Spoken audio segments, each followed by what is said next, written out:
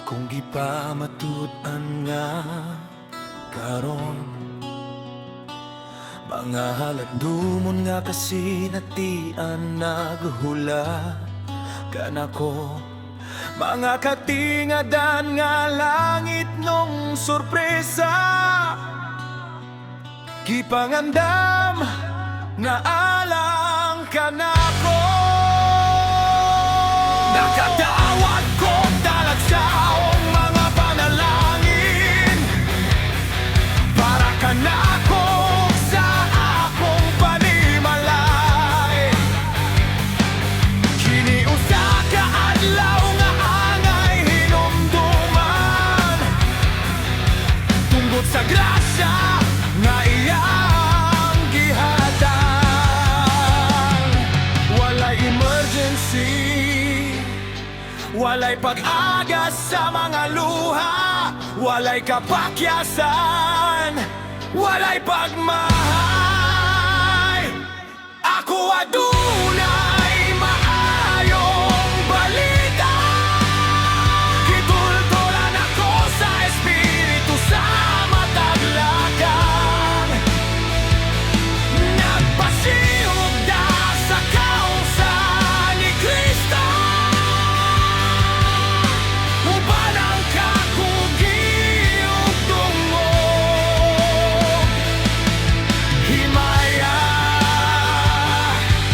himaya ang kadaugan, aniya kanako.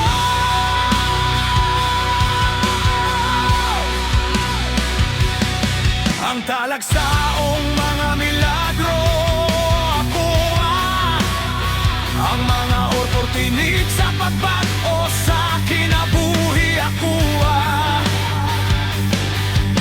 ang akong kinabuhi naglihok sa grasya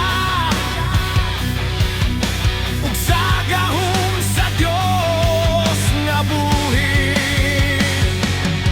Dili ako mapungan, dili ako mabuntog sa tanang adlaw sa akong kinabuhi. Ako magalakaw diha sa kadaugan.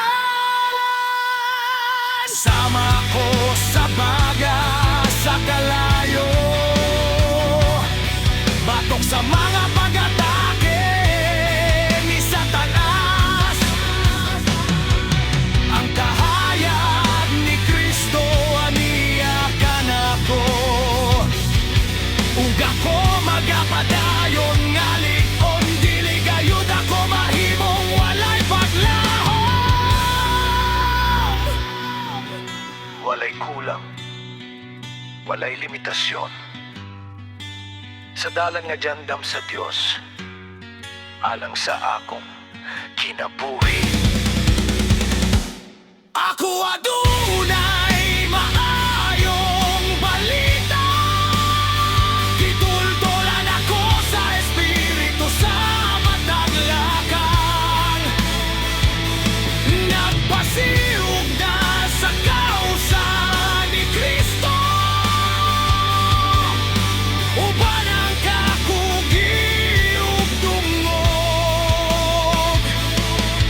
Himaya, himaya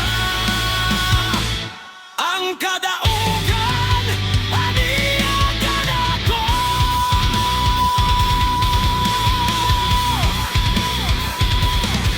Sigurado ang akong kinabuhi nakasinati sa tanan nga pagbago, bagong mga oportunidad diha sa grasya sa Dios.